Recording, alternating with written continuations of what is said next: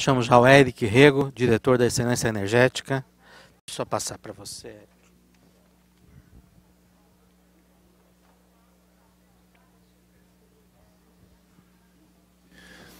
Bom, gente, bom dia. Inicialmente, quero agradecer ao Zilmar pelo convite de estar aqui. É uma honra dividir a mesa com os senhores. Tá? Bom, o objetivo da minha apresentação de hoje é apresentar um breve resumo de um trabalho que nós desenvolvemos juntos com o CTBE, com o CNP e com a Única, onde a gente está trabalhando com as barreiras regulatórias para a comercialização da eletricidade pelas usinas do setor sucroenergético. Então aqui a ideia é mostrar um pequeno resumo do que a gente entendeu como algumas barreiras que se superadas, podem incentivar um crescimento ainda maior desse que a gente acabou de ver aqui, tanto pelo Gilmar como pelo João também, de quanto que já evoluiu, mas de quanto que ainda pode evoluir, né, no longo prazo. Bom, o primeiro ponto que a gente destaca aqui que pode melhorar para aumentar o interesse da eletricidade nos leilões, a gente destaca aqui a instabilidade do preço teto nos leilões de contratação do ACR, dos preços tetos, né, dos produtos de bioeletricidade. Então a gente vê em preto, a gente tem o preço teto, a receita fixa máxima vendida, depois vem a coluna cheia até a receita fixa média e por final o preço mais baixo vendido em cada leilão. E nas barras azuis, né, a gente tem o volume comercializado em megawatts médio de cada leilão, isso de 2010 até 2016. Tá? O que a gente pode ver, né, é um comportamento, principalmente quando a gente pega o leilão de 2015, que tem uma oscilação grande no preço teto da biomassa, chega uma oscilação de 30%, né, entre três leilões, quer dizer, no intervalo entre três leilões, o do meio teve um preço teto 30% superior ao anterior, depois voltou a cair. E essa instabilidade de preço teto faz com que, sem uma previsibilidade de um preço teto atraente para os investidores, ele acaba não se preparando para o leilão, não desenvolvendo projetos, não conseguindo aprovação da sua diretoria para conseguir desenvolver projetos e investir no desenvolvimento para poder participar de um leilão. E aí quando você vê um preço teto atraente como esse de 2015 e você vê lá embaixo uma contratação baixa, você pode falar que isso pode parecer algo contraditório. Mas o que acontece depois de vários leilões com preço teto não atraente, você acabou desestimulando o desenvolvimento de novos projetos e quando veio o preço teto, o tempo acaba sendo insuficiente para o desenvolvimento de novos projetos. Então você vai dar 3, 4 meses para desenvolver o projeto desde a portaria, mas quando é publicado o preço teto no edital, só em um mês você já cadastrou seu projeto, quer dizer, a energia é morta, você não tem mais o que fazer para poder inscrever seu projeto, então você perdeu uma oportunidade de um leilão.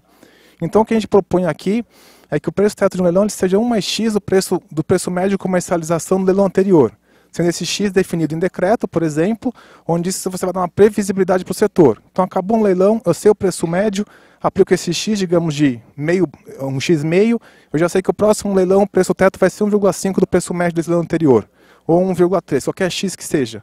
Mas o ponto eu dou a previsibilidade. Acabou um leilão, eu já sei qual que é o preço teto do próximo leilão, seja ele no segundo semestre do ano, seja ele no ano seguinte. Eu dou previsibilidade, com previsibilidade eu dou sinal para o investidor poder decidir se já vale a pena ele começar a desenvolver o projeto. Outro ponto que a gente vê importante para conseguir alavancar o desenvolvimento da biomassa é uma contratação mais constante dessa fonte, assim como a gente viu para a eólica, como a gente tem visto mais recentemente para a fotovoltaica. Esse gráfico aqui eu separei aquelas próprias barras do gráfico anterior, só que no horizonte mais longo, desde 2006, onde mostra megawatts médios contratados em cada leilão, e o que a gente pode ver é uma oscilação grande. Parte, claro, por causa do preço teto, parte também por causa, às vezes, do próprio setor, mas eu tenho uma instabilidade na contratação. Para você poder fomentar toda a cadeia produtiva, para que toda a cadeia produtiva ela se mobilize, se desenvolva e invista em pesquisa e desenvolvimento, para que no longo prazo o setor desenvolva, é importante você dar um sinal de uma contratação, né, anual, para que toda a cadeia se mobilize e saiba que a cada ano um X megawatts mais ou menos serão contratados. Então você movimenta toda a cadeia. Outro ponto que a gente acha importante considerar para a biomassa é quando é a questão do sinal locacional, tá? E isso, claro, não é só para a biomassa, vai para todas as fontes, mas ela a biomassa merecia um melhor sinal locacional. Então, o que esse gráfico aqui ele mostra? À esquerda, a gente tem um gráfico do Brasil, onde ele mostra a situação da concentração das hidrelétricas em 1950, é um gráfico da ANEEL, e embaixo no ano 2000, isso já mostra o que? As hidrelétricas indo mais para o centro do Brasil e chegando até a região amazônica, que é o que o mapa do ONS ele mostra aqui no centro da tela, onde eu tendo que buscar, né, energia hidrelétrica lá na região amazônica, enquanto o gráfico o mapa da direita mostra onde tem as principais fontes de bioeletricidade. Também um mapa da ANEEL, onde você em verde mais escura, região de São Paulo, onde tem uma concentração de potencial de biomassa. Então você tem o quê? Eu tenho um cenário que hoje o país está precisando buscar energia mais longe, são necessários maiores investimentos em transmissão, enquanto você tem a biomassa aqui próximos dos principais centros de consumo. Então qual é a nossa proposta? É que no ICB você cria um adicional que de fato tente melhor precificar o sinal locacional. Então você pode, por exemplo, a componente selo da TUST ser incorporado no ICB, só para efeito de ranqueamento de projetos, assim como a própria parcela que o consumidor paga, que é a outra metade da tarifa de transmissão, também poderia ser um adicional ICB, apenas para efeito de ranqueamento, para que você tivesse o quê? Que os projetos da biomassa, quando comparado com outras fontes, o sinal locacional mostrar a vantagem que ele tem para o sistema. Tá? Bom, mais um ponto que a gente destaca aqui, que poderia desenvolver o setor da biomassa, é com relação à geração distribuída. Então, como vocês bem sabem, as distribuidoras podem comprar dentro das suas áreas de concessão até 10% da sua carga, né, da geração distribuída, e isso limitado ao valor de referência, sendo o valor de referência resultante do preço médio de contratações dos leilões. Tá? O que a gente tem visto na prática é que esses leilões eles são muito pequenos, essa contratação por GD é bem tímida, né? Ela vinha no passado para distribuidoras fecharem algum estágio de oferta e demanda, e de fato isso acabou não fomentando a bioeletricidade. Então o sinal que se dá com a GD, que é você incentivar a geração distribuída, que no final você vai estar querendo dar aquele benefício que o gráfico anterior mostrou do sinal locacional, ela na prática não está surtindo muitos efeitos. Tá? Bom, quais são as nossas propostas então, indicativas aqui, para tentar transformar o GD, ou transformar esse princípio do investimento mais próximo da carga de fato em resultado? Um deles seria, em vez de trabalhar com VR, você trabalhar com feed-in premium. O que seria um feed-in premium?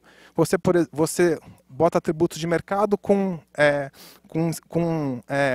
programas de incentivo ao preço. Então, por exemplo, essa biomassa pode ser liquidada pelo PLD, só que tem um preço mínimo e um preço teto. Se o PLD estiver abaixo do mínimo que viabiliza aquela fonte, aí entra, né, o subsídio. Se o PLD estiver acima de um preço teto, estabelecido por esse feed-in tariff, esse valor é devolvido, né, para a conta que for controlar esse benefício, para compensar o momento em que o PLD estava abaixo desse preço mínimo. Então você joga incentivos de mercado com subsídios pontuais, em caso de você não atender, né, o preço mínimo que você está querendo, e quando você tiver a instalação de preço do preço do PLD acima de um teto que você acha que é justo para compensar um subsídio, você está pagando a parte de subsídio. Em paralelo a essa proposta de você substituir um VR por esse modelo de feed-in premium, é trabalhar com cotas e certificados de energia. Então, cotas, ao invés de ser voluntários, 10%, passaria a ser, claro, no planejamento, uma obrigação da distribuidora comprar, e eventualmente até expandir essa obrigação para grandes consumidores no Mercado Livre, onde então consumidores ou distribuidoras teriam a obrigação de comprar cotas de GD. E além de comprar cotas de GD, para que você tenha uma eficiência alocativa melhor dessas cotas, você poderia fazer, né, a criação do certificado de energia, que você permite então a um gerador de energia que ele venda não só energia, mas como ele venda também certificados. E esses certificados podem ser adquiridos de forma separada da eletricidade, para eventualmente você cumprir essa cota de GD. Você pode cumprir essa cota via certificado, ou você pode cumprir essa cota comprando energia em si. Então, a mesma geração de energia elétrica vai tendo dois produtos, o próprio eletro e o certificado, que vira uma receita adicional para o GD, e assim você tenta ajudar na viabilização dessa fonte. Bom, e por que a gente está falando desses benefícios todos? Por que a biomassa mereceria, né, esses benefícios de uma contratação feed-in premium, mereceria, né, o sistema de cotas com RECs, porque ela mereceria um ICB, né, com alguns adicionais? Porque conforme já foi exposto até anteriormente, a gente mostra no gráfico da esquerda a complementariedade entre a biomassa e a hidrelétrica, isso no sudeste. Em verde eu tenho a geração a geração de bioeletricidade, e em azul eu tenho o nível dos reservatórios. Então, claro, cada um na sua escala, né? Então, à esquerda eu tenho no meu eixo da biomassa, direita a eletricidade, e você vê a complementaridade entre as fontes. Essa complementaridade a gente fez um estudo aqui no gráfico da direita que a gente testou, a gente rodou o New Wave medindo o custo operativo do sistema sem com a biomassa. Só que, claro, para ser justo, a gente deslocou não só a curva de oferta, mas deslocou a curva de demanda também. Então a gente jogou para a esquerda, ao subtrair toda a biomassa, jogou para a esquerda a curva de oferta e jogamos para a esquerda também a curva de demanda. Rodamos o New Wave com ou sem a biomassa, ou seja, para tentar capturar, né, o efeito dessa sazonalidade no sistema. E o que a gente viu aqui, em 2016, que foi um ano menos estressante que 2014, você retirando oferta e retirando demanda da mesma magnitude, ou seja, deslocando as duas curvas e só vendo o comportamento delas, a biomassa deu um benefício de mais de 2 bilhões em termos de custo operativo, isso incluindo toda a receita fixa toda a receita fixa que essas usinas já têm no leilão, e se fosse essa mesma estimação em 2014, um benefício superior a 22 bilhões para o sistema. O último gráfico para finalizar, já foi comentado aqui, outras externalidades ainda não precificadas pela biomassa, é o menor impacto ambiental. Na grufa da esquerda eu tenho a emissão de carbono equivalente de forma direta e indireta, a biomassa é a fonte térmica que menos emite, e na tabela da direita a gente tem a geração de empregos, né, por watt-hora gerado. A biomassa é a segunda fonte que mais gera emprego por watt-hora gerado. Tá ok, gente? Obrigado, estourei um pouco meu tempo, tá? Mas esse recado que eu quis passar.